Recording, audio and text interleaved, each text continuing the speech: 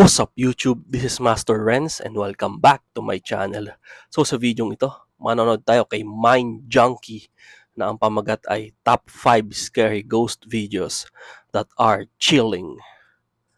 Tingnan natin, nakakatakot to pag Mind Junkie. Paborito ko rin to So make sure magsusubscribe kayo dito kay Mind Junkie.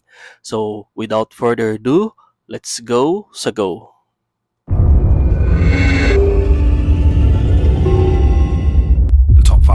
Scary videos.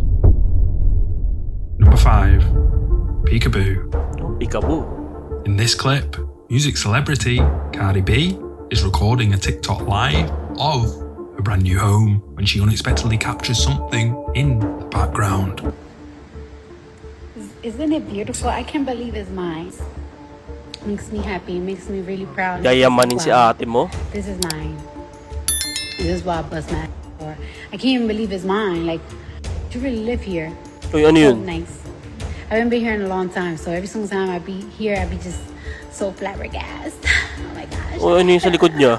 It's my house.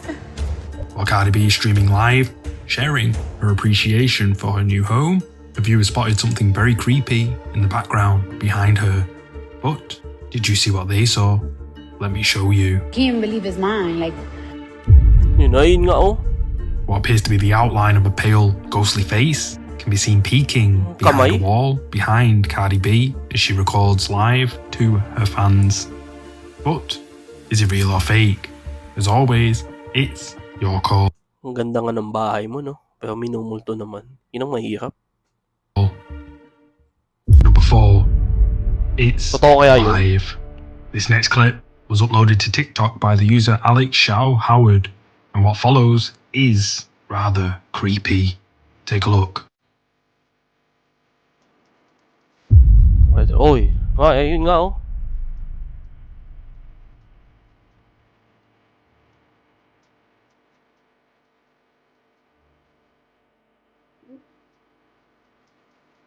Walang tali ito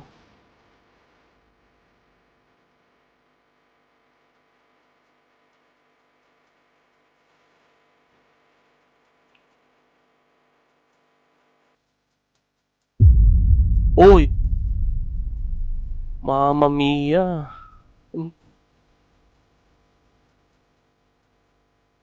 Ay!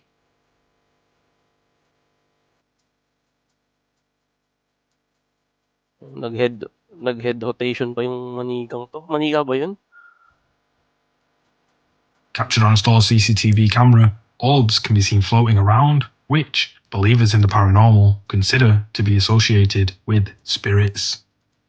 Then, a pram mysteriously moves all by itself across the floor, and then the doll in the pram horrifyingly sits up and moves its head as if it's possessed by something demonic. Now, most people think that only humans can be possessed, but as time's gone on, paranormal experts have shared their thoughts that in fact, anything with eyes, whether they be glass, plastic, or real, can be used by demons to look through. Ito pa isa to.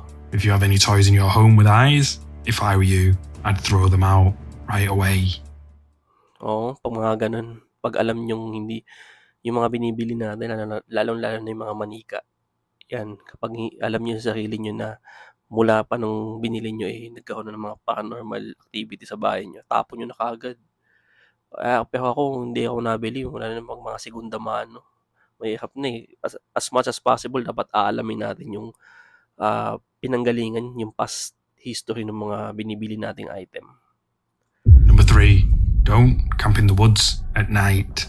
A group of Japanese friends decided it would be a good idea to go camping in the woods overnight. Enjoying their time away from civilization, the group bed down for the night, ready for the long hike home the next day. Until one of the campers starts hearing odd noises coming from somewhere nearby in the dark woods.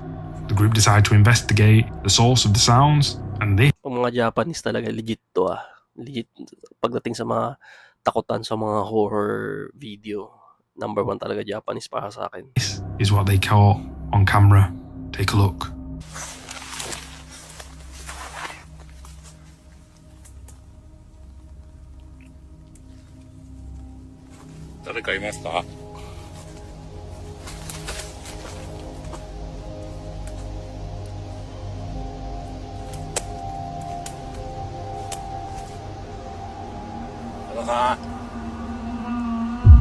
Uy, ano yun? Ayun no? Ay! Ay, ay, ay.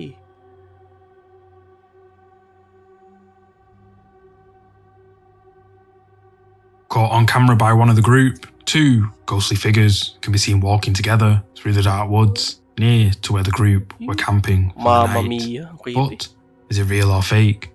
As always, it's your call.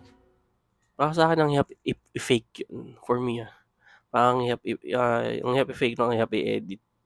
Lalong-lalo na mukhang luma yung camera na ginamit. Kaya ano sa palagay nyo? Real or fake? Comment nyo na lang po dyan sa comment section. Number 2, got your hat.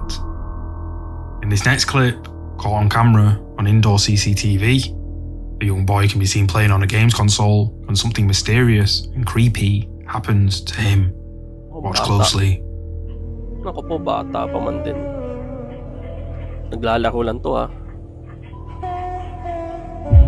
Uy! Uy, Mamma Mia! Ay, ay, ay! Orbs appear to the right of the video behind the boy before the boy's hat is flung off, which causes him to flee in terror, yelling for his dad.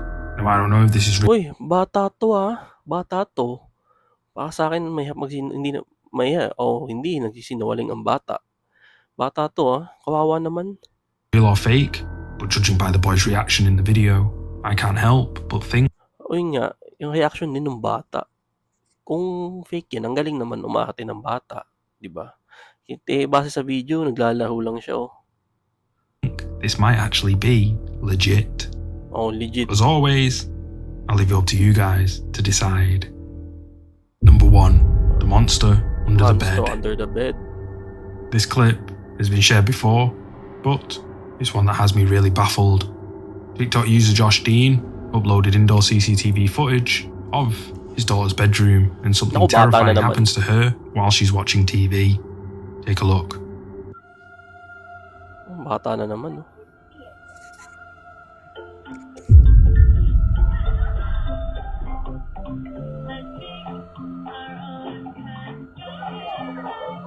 Ano kaya gagawin ito? Hihilahin ba?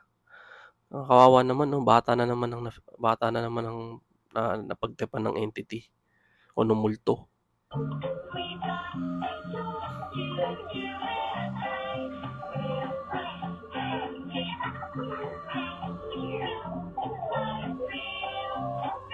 Hanggang